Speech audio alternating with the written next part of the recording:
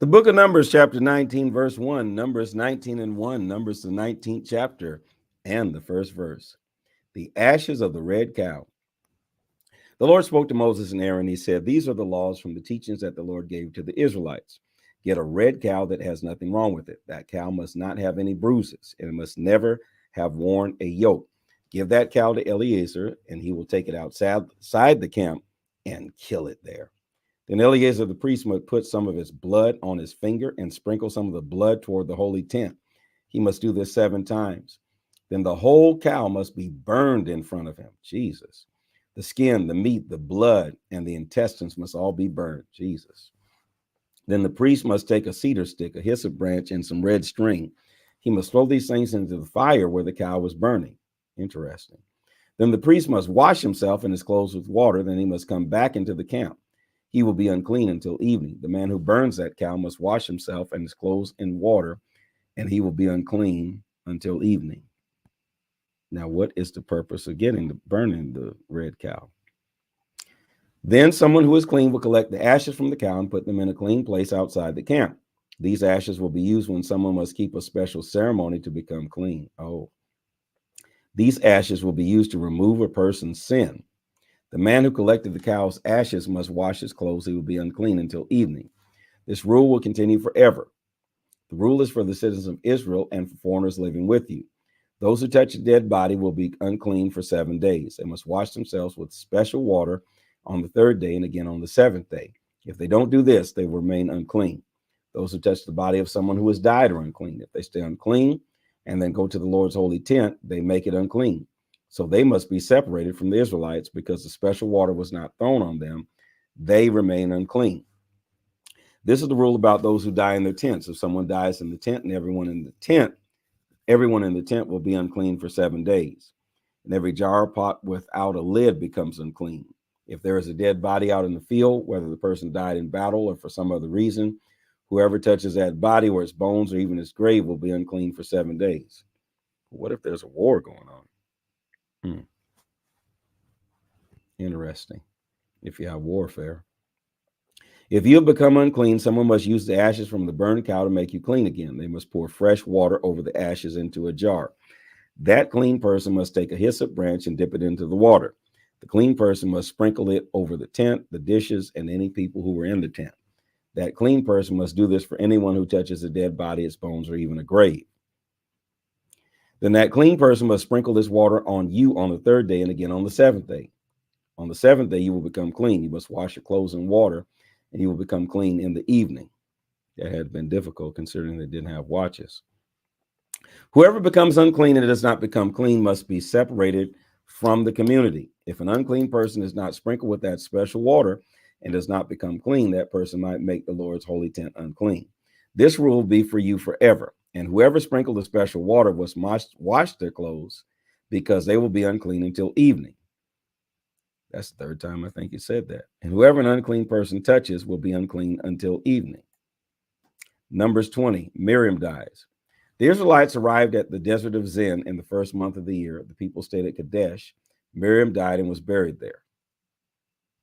That's all you said about your sister? She's the one that found you in the river and told Pharaoh's daughter to get the mother.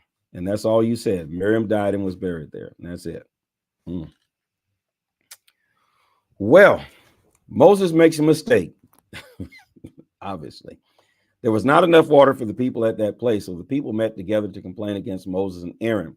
The people argued with Moses and said, "Maybe we should have died in front of the Lord like our brothers did. Why did you bring the Lord's people into this desert? Do you want us and our animals to die here? Why did you bring us from Egypt? Why did you bring us to this bad place? There is no grain. There are no figs, grapes, or pomegranates, and there is no water to drink." So Moses and Aaron left the crowd of people and went to the entrance of the meeting tent. They bowed to the ground, and the glory of the Lord appeared to them. Here we go again.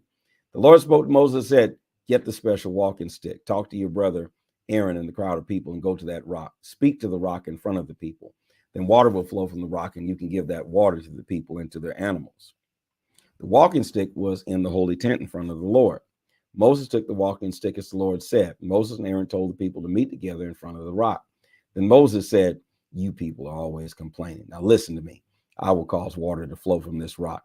Moses lifted his arm and hit the rock twice. Water began flowing from the rock, and the people and the animals drank the water. Isn't that interesting?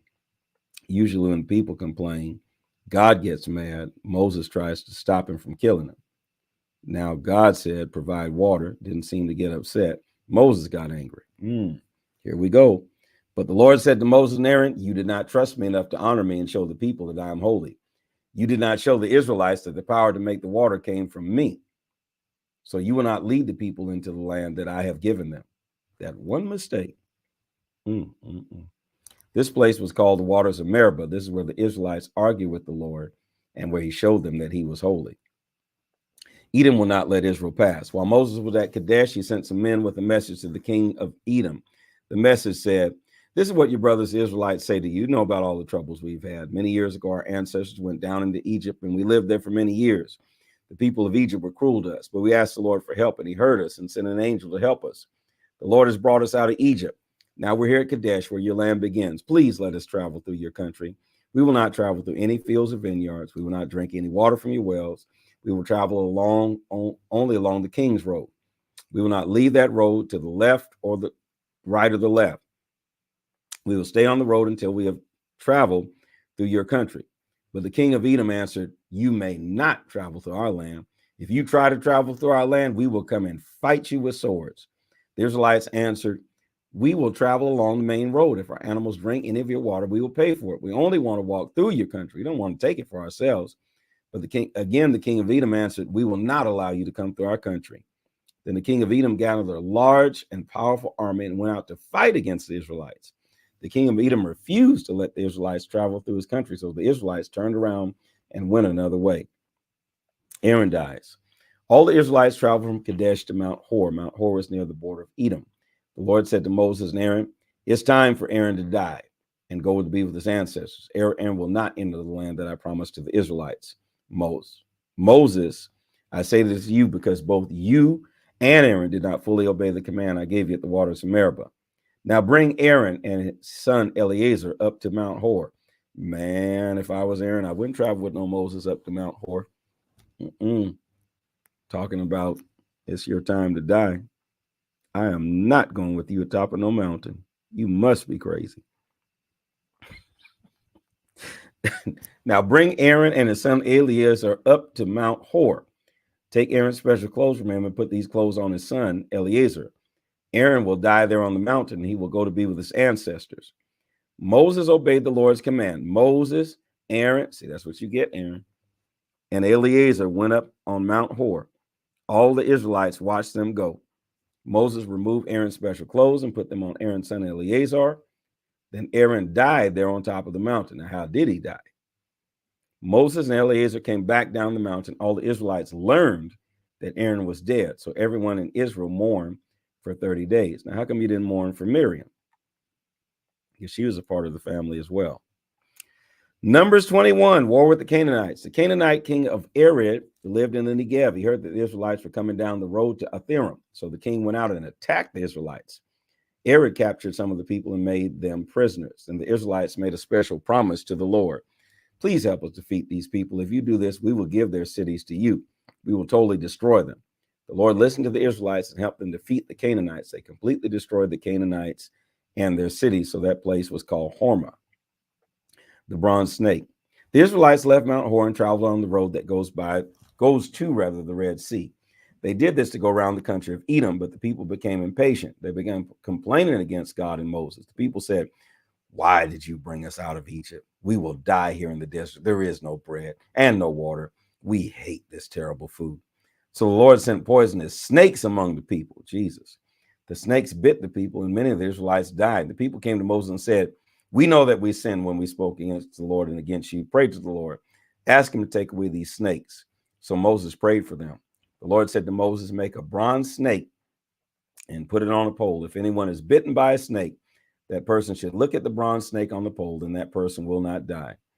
So Moses made a bronze snake and put it on a pole. Then when a snake bit anyone, that person looked at the bronze snake on the pole and lived. Interesting. You look at a snake and live. The trip to Moab. The Israelites left that place and camped at Oboth. Then they left Oboth and camped at Abiram in the desert east of Moab. They left that place and camped in Zered Valley. Then they moved and camped across from the Arnon River in the desert. This river started at the Ammonite border. The valley was the border between Moab and the Amorites. That is why these words are written in the book of the wars of the Lord. I wonder where you can find that book. And Wahab and Supa and the valleys of Armon and the hills by the valleys that lead to the town of Ar. These places are at the border of Moab. The Israelites left that place and traveled to Beer. There was a well in Beer where the Lord said to Moses, bring the people together there and I will give them water. Then the Israelites sang this song, well flow with water. Sing about it. Great men dug this well. Important leaders dug this well. They dug this well with their staffs and walking sticks. It is a gift in the desert. The people traveled from Mattanah to Nahaliel, and they traveled from Nahaliel to Bamoth. They traveled from Bamoth to the valley of Moab, and this place, the top of Pisgah Mountain, looks over the desert, Sihon and Og. The Israelites sent some men to King Sihon of the Amorites. The men said to the king, allow us to travel through your country. We will not go through any field or vineyard. Here we go again. We will not drink any water from any of your wells. We will travel only along the king's road. We will stay on that road until we've traveled through your country. But King Sihon would not allow the Israelites to travel through his country. He gathered together his army and marched out to the desert to fight against the Israelites. The king's army fought against the Israelites at Jahaz, but the Israelites defeated the king and took his land from the Arnon River to the Jabbok River. The Israelites took the land as far as the Ammonite border. They stopped at that border because it was strongly defended by the Ammonites. Israel took all the Amorite cities and began living in them. Ammonites and Amorites. Interesting. They even defeated the city of Heshbon and all the small towns around it. Heshbon was a city where Sihon, the Amorite king, lived. In the past, Sihon had fought with the king of Moab. Sihon had taken the land as far as the Arnon River. This is why the singers sing this song. Go in and rebuild Heshbon. Make Sihon's city strong. A fire began in Heshbon. The fire began in Sihon's city. The fire destroyed Ar in Moab. It burned the hills above Arnon River.